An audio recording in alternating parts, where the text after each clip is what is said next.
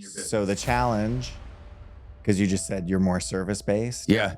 is right now, service in general everywhere just sucks. Have you noticed that? I have noticed that. Service is just Everywhere. not good. Yes. Not necessarily, I want to strive for excellent service, Mm-hmm. but right now, in this environment, even just giving good service seems excellent because everything else sucks so badly. So Agreed. really trying to deliver a really good experience for the patient, following through on tasks that need to be done on a daily basis, having everybody on the team working together to get through what they need to get through Yep. every day. Yep. And honestly, the challenge we have often is just having people show up. Treading water is the same as drowning to people like you and me. You better start swimming. Welcome to I'm the One podcast. I'm your host, Rob Green.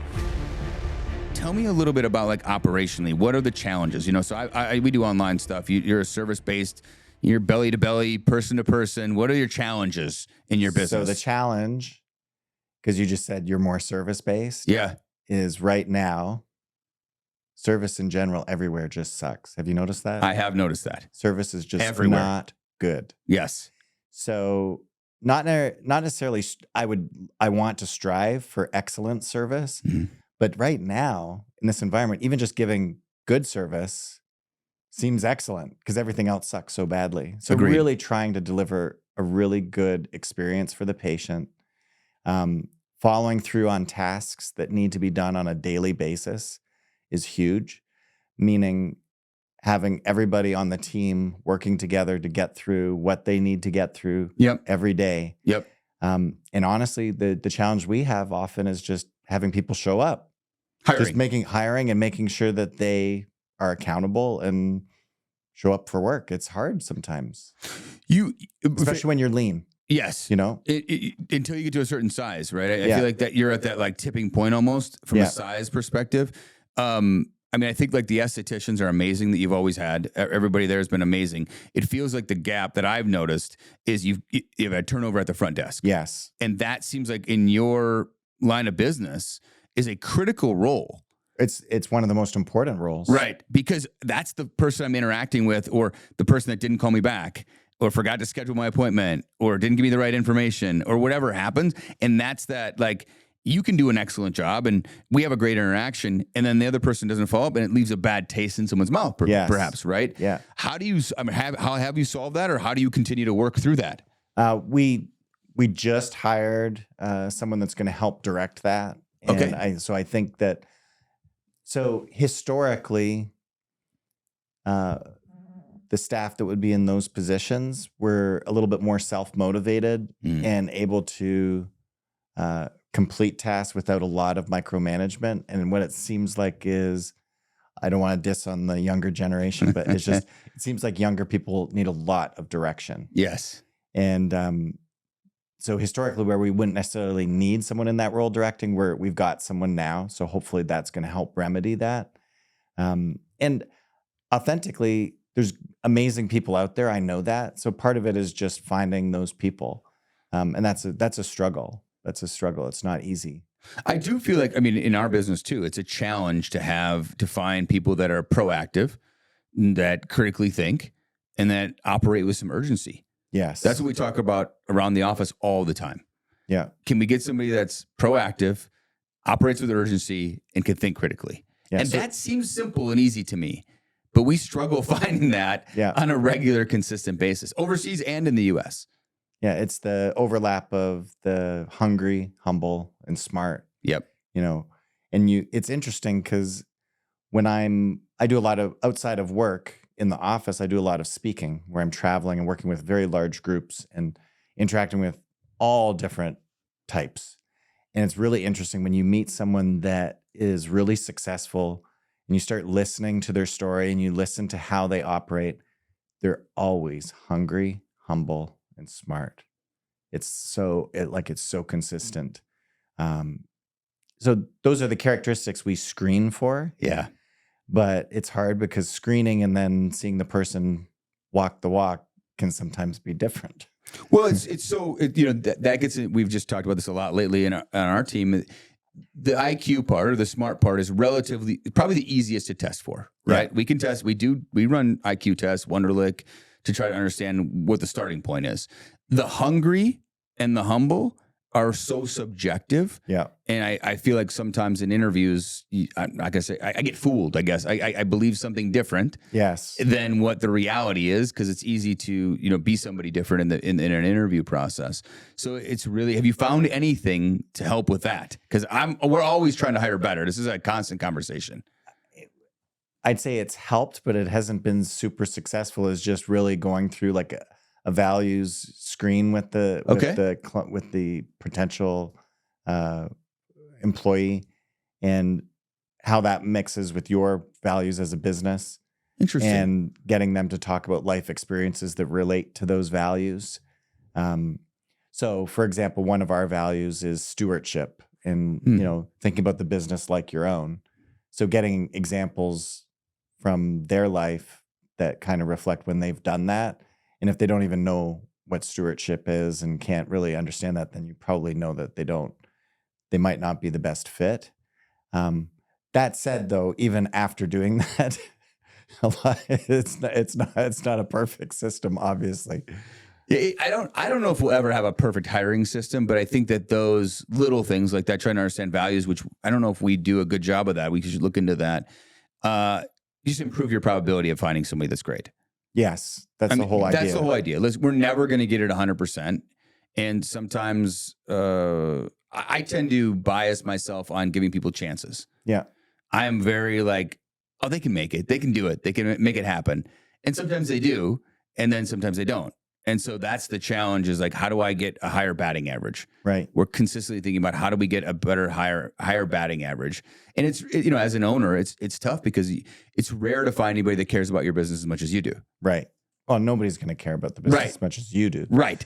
But care enough to treat it like their own business. And sometimes you could be very superficial with it too, is just thinking about the financial implications of day-to-day activities. So, turning off the lights at the end of the day, turning off, I've got multiple devices that use a lot of electricity. So just like if devices aren't going to be used, turning off devices, very basic things like that. Right. So we have potential new hires come in and shadow for, half a day and just kind of observe things so that we get to interact with them. They get to interact with us. That does help. But even when you do that, it's still. So just half a day. Yeah. Just half a day. And you can kind of tell if someone's more hungry because they'll ask a lot of thoughtful questions. They might want to stay longer. They might ask, can I I'm really interested in X, Y, or Z. So they get more active with the process, but it's still not perfect by any means. And I would say the number one thing historically for me has been just my gut when I meet someone that you just know they've got good energy, they've got good drive, and you just feel like, wow, that usually they're smiling. There's a lot of like little things that's hard to quantify, especially over the phone. Have you thought of, I just thought of this right now. It is rare to find great service anywhere, but occasionally I'll come across somebody, it could be In-N-Out Burger drive-through. No, you're right. It could be like Costco, right? And you come across somebody who's got a great attitude, and I'm like, I want to hire that person. Yeah, no, I've thought the same thing. You should go poach. Just go and do that. Yeah, you should just poach people that have the great attitude. Yeah. And that are maybe doing a job that is maybe something that they don't want to do for a long period of time. I was in Boston last week, and I was going through TSA, going through security, and the person in front of me had their bag checked, and the guy was really, really slow going through the bag, and all the bags were backing up, and there's a line of people. And then out of the blue, this young girl that was TSA came in, grabbed the other bag, kind of took control, but was really kind, very polite, like very assertive, moved the bag really quickly. Yeah. And could see that everybody wanted to move, got my bag. They had made an error. She's like, I'm going to get this rescanned for you. And she like hustled, like moved really quickly. And a manager came up. He had like a suit on. He was like kind of watching over. And I said, this year I've traveled 250,000 miles. Wow. Okay. Yeah, I'm executive. They need an executive platinum plus this year. And I said to the manager, I said, I've traveled and I haven't complimented anybody in TSA, but that girl there, she stands out. She was like amazing. He's like, that's so funny. We just promoted her because I felt like she was really good. I'm like, yeah, she's going to go places, because you could tell she just really cared and did a great job. Like at the end of the day, that's what you want someone to do, Yeah. is to care and do a great job. I I don't know if it's me turning into my dad. I do, but I do the same thing. Hey, manager, I got to tell you that person's doing a heck of a job over there. That's stuff my dad does all the time. We go to Target, he's complimenting. Get the manager, tell this checkout person did a great job. So I don't know if I'm just turning into my dad in that way, but I do the same thing, because I think of it from, I would want to know. Yeah. I would want to know as the manager or the business owner, like, who's doing a great job. And so often people complain. Yeah, you get the negative. You get the negative all the time, but you don't hear the positive enough, because there's no feedback loop there, because people don't want to put the effort in or don't want to really think about it. So I try to do that same thing, but that might be a great way to find some great people to work the front desk, is for you guys just to poach. Start paying attention and have your whole team do it. Yeah. I mean, you've got some great people that know what the culture is. Yes. Right? Nadine and Savannah, they know what the culture is. Yes. And both of them shop, I'm sure, a lot. Yeah. They're out shopping all the time. So go out and as they're out in the world shopping and doing things, find those people that fit the culture and try to poach them and bring them over to your company. Yeah.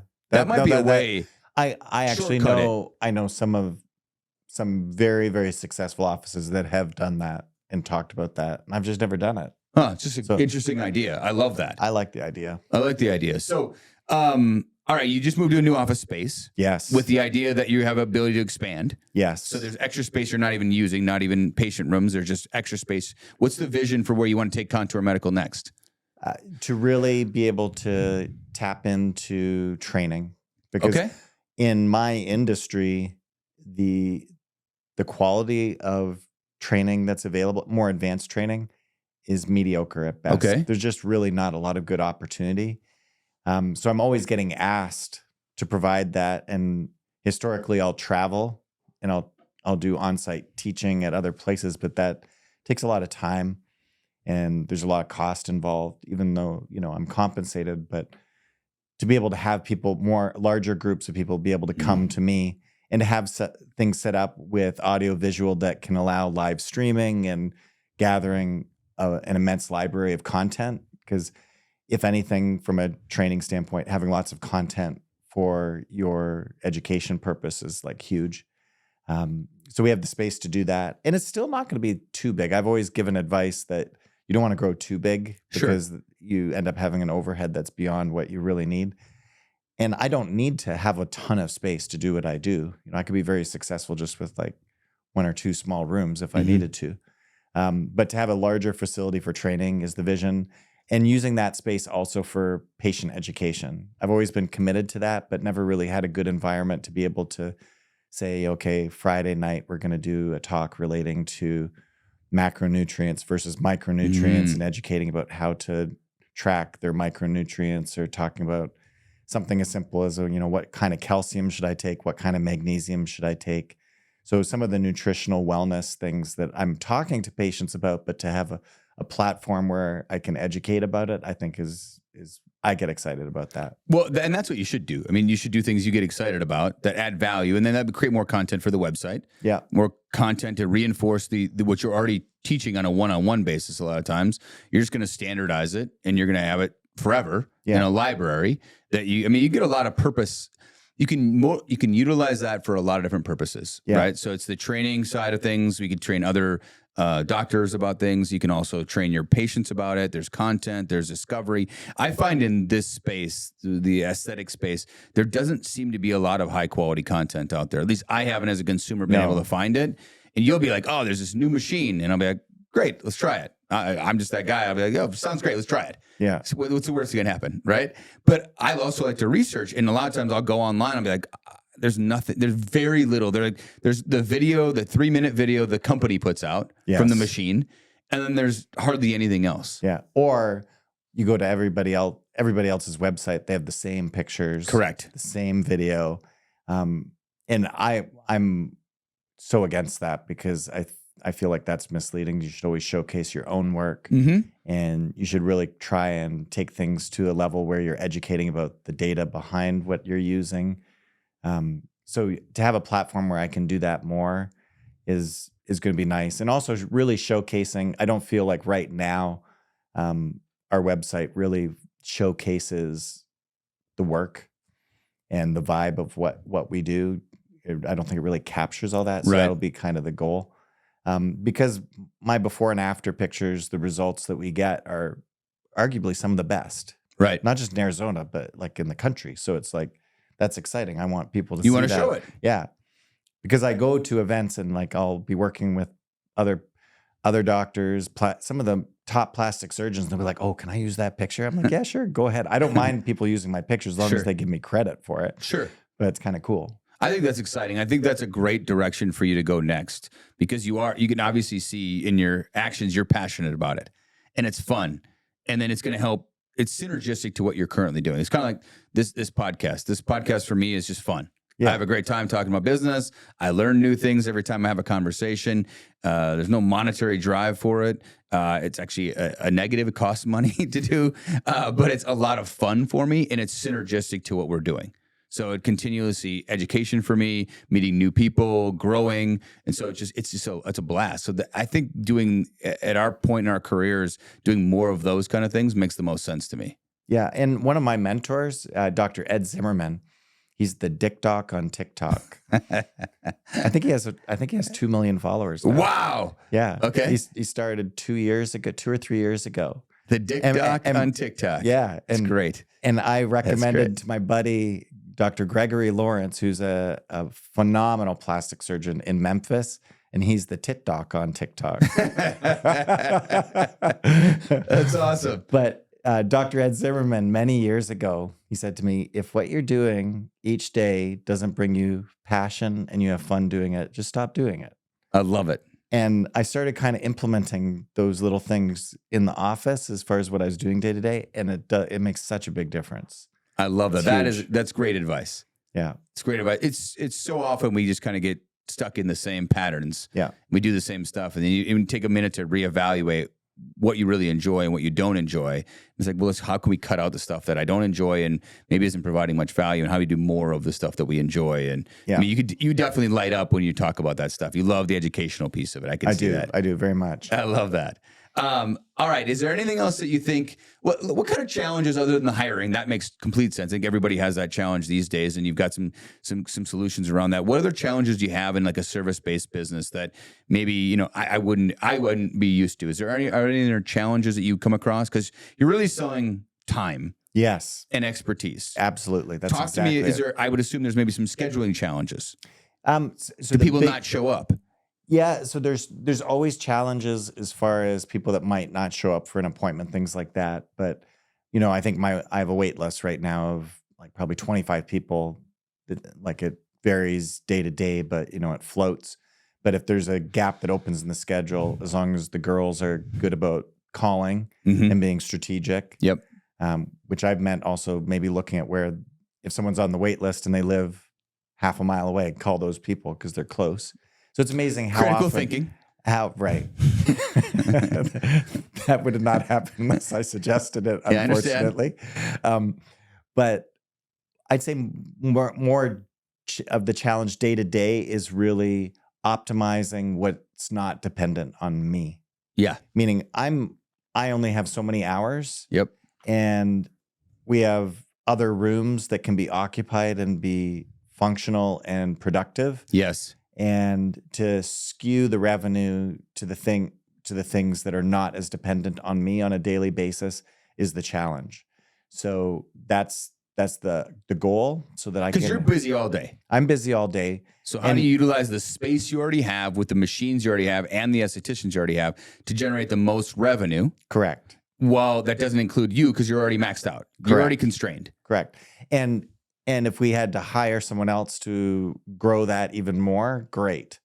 But to skew revenue so that we're getting a higher percentage of those services being rendered. And we don't really, like, to be real, I think that's where I think educating current patients, but also that's where I think the general SEO, whether it's AdWords, whatever we're going to do, is we don't really have a good excuse why that side of the practice isn't busier, because we have the best equipment. We have arguably some of the best expertise. Some of these devices, I've done studies for the manufacturer. I speak, so we have a lot of things to credential how we do things differently, and it's just getting that word out. So Joe Schmo wouldn't go and get a treatment down the street if you know that the expert on the treatment is actually a half mile away. That's great. This fits into the whole content creation piece for you. Yeah. Because I think you've got the capacity on that side of the business, but you don't have the clients for that side of the business as much as you want to max out the capacity, right? So you've got the clientele, but you need more of that. Is that a challenge of hiring? At the same time, you're going to grow marketing, but you also have to have estheticians or the people that can do the procedures. Yeah, and is that a challenge to balance the two and to grow at the same time? That's not as much a challenge, okay, because the thing that's unique is a lot of those delegatable treatments, you really could teach almost anybody to perform a lot of them. Okay. So it's one of those things you really just need someone that's going to provide good service, can learn some skills that are not super complex. Yep. Has, a personality that is, fits with our values. And so it's that would be one of the challenges or the frustration for me when I talk to a patient, because the other thing that happens, and we're remedying it through the TV screens in every room. So we'll have some digital signage. Oh, because one of the big things is patients not necessarily knowing everything that you do. You've got a lot of services, right? So if I have some menu, so if I have someone, like, let's say, is coming in to me for facial injections, and then they're coming in for follow-up, and I find out that they went somewhere else for laser hair removal. They might not even know you have it. I'm like, why didn't you have hair removal here? And they're like, well, I didn't know you had it. I didn't know you had it. Yeah. Just to be clear, Monica said that to me the other day. My wife said it to me the other day. I said, they have laser hair removal there? I didn't know you had it either. And I have, I have an amazing laser that's pain-free for laser hair removal. And I was on the advisory board that helped develop the protocol for it. I was instrumental in figuring out how to actually use this laser. So I'm an expert on this, but we don't have that dialogue enough in the office, meaning patients aren't well educated about necessarily everything that we're doing. What about, and this is not to try to increase your overhead or anything, but what about like a client success manager? Almost, in SaaS businesses, software businesses, sometimes they'll come in and they'll have an account manager to kind of help you understand the software and how all the different aspects and the functionality of the software. What if you had somebody that was their role? It was like taking the client through the entire journey. Hey, how did you come in? Literally like a sit down, like, hey, how did you come in? Great. Rob referred you to try tirzepatide. Great. What else is there about your life right now, about aesthetically, that you would like to improve? Great. And going through almost like an intake form. Yeah. But one person in charge of that, like that client success manager, to help capture and understand, okay, great. We don't have anything that fits your needs now, but just so you know, based on what you said, we have laser hair removal, we have Botox, we have, this machine. Just as a kind of a rounding out, it probably would be like a 15 to 20 minute conversation, but might close the gap. Because I think what's happening, this is just my perspective, I think too much is falling on your shoulders from education, doing the actual procedures, helping to make sure they're on task over here, right? I think you need more of a right-hand person to be able to live in that customer service / success / So what was the title that you used? I call it customer success manager. Okay. I think that actually the new person we just hired, she's not really a manager. Okay. But that and we were trying to figure out a title for her. Customer experience manager. Yeah, I think that's customer actually success manager. I think that's actually a big part of it. And some of those details, so part of it in medicine is just you kind of create something and you just kind of run with it. Yeah. So I've had the same intake form for 12 years. Okay. So part of it could be remedied by also updating our intake form, modernizing it, making it maybe digital so that, they can point on different areas of their body, give them something. Yeah. And then what I would like to see happen, and we could have that client success manager do, is just even any new patient, if they're just tour the office and just say, even if the door is closed, say, this is the room that we do laser hair removal and Yep. this. And you go to the next room and say, this is where we do this. So that you're just introducing each of the rooms. Because often someone will come in, they're taken to the room, they do their treatment, and they don't necessarily know everything else that's going on. That's a great idea. I had a flashback to back when I was a young man. I worked the first Lifetime Fitness that ever existed in that's Minnesota. Cool. Oh, wow. That's and very this was cool. even one like in a strip mall before they built the really huge ones. Yeah. But I worked there doing sales. I was like 18, I think, right? And I had great sales training. Two of the founders came from Bally's US Swim and Fitness. So that's exactly what we did with everybody.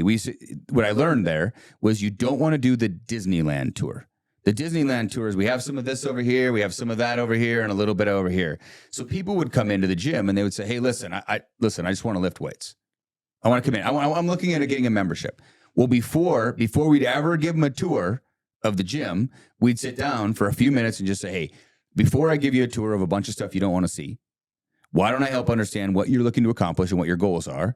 And then I'll show you the most pertinent parts of the gym that make sense to you. And then anything else that might be of interest to you. Does that seem fair? And they'd sit down and we'd have a 2-minute conversation. And they go, yes, like I said, I just want to lift weights. Well, do you care at all about using the sauna? Well, yeah. You guys have a sauna? Yeah, I do care about using the sauna. What about the steam room? Oh, you guys have a steam room too? Right? So they come in with just this much knowledge. The idea was to understand. And then we would walk them around and show them the facility. Hey, let's start with the free weights. This is the area you care most about. But we also have this, and this. Are you interested in any classes? So instead of just doing this, like show up and throw up on people, taking them around the office would be a great part of that intake and that form and that customer success manager. Because I think you have a gap of just not knowing. People just don't know that you have the whole. It's like behind the curtain. Right. It's behind the curtain and you don't even know. And then that would also, by the way, probably increase your referrals because they might not need it, but somebody in their family might want that. Chit-chats about it. Chit-chats about it. I go, oh, you're looking for laser hair removal? I don't go there for this, but these guys have it and I love these guys. Yeah. And I don't necessarily want to blow up laser hair removal in my office. Not saying you do. Not saying you do. But I think it's just closing that gap. That has to be somebody other than you. Yeah. That has to be another person, another role. And I think maybe this new person you hired might be able to fit that role if you give them the deliverables. The deliverables are making every customer and every client aware of everything we have, especially the things that meet their needs, and how do we make it low friction so that they have a wonderful experience and are very likely to refer other customers. Right. Like that should be that job's deliverable. Yeah. And the metric could be, referrals captured. Use a QR code or something and capture referrals. That seems like a great opportunity. That'd be an actually easy way for you to do a referral program. If you had a QR code that was designated for a referral. Yep. Yeah. And then they could just send it off. It'd be a way for them to like forward on to a friend. Yeah. Low friction is the key. And then that QR code can capture them and the person that actually does the referral. And then you could track that lead. Yeah, we have one. I think we use Linktree, I think, here. I think Linktree is the number one, it's super cheap and easy to use. And you can track who's opened it, how many times it's been opened.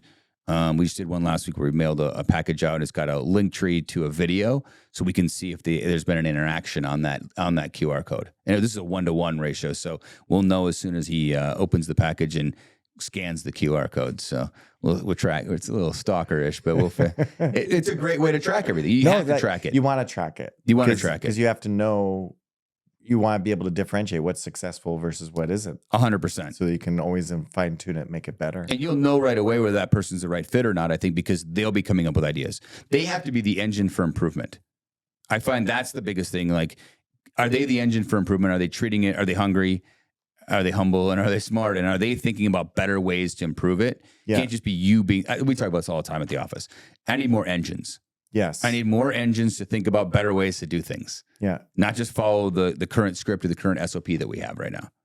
So I love it. Well, I appreciate it. This has been fun for me. I love talking about this stuff. And I appreciate it. Thank you for coming in. I think there's a lot of tidbits that people will be able to use from this. And it also helps everybody understand different types of businesses and how we all have a lot of the same problems. Yeah, I think that's the thread that's hiring, a lot of the same issues. People, sales and marketing. It's the same issues. It's the same framework all the time. It's just a little bit of a different challenge. So thanks for coming in. I appreciate it. Thank you. If you enjoyed today's podcast, please subscribe, leave a review, and share with friends. Visit I'mTheOne.com and ask me anything. And as always, stay curious and never stop becoming the one.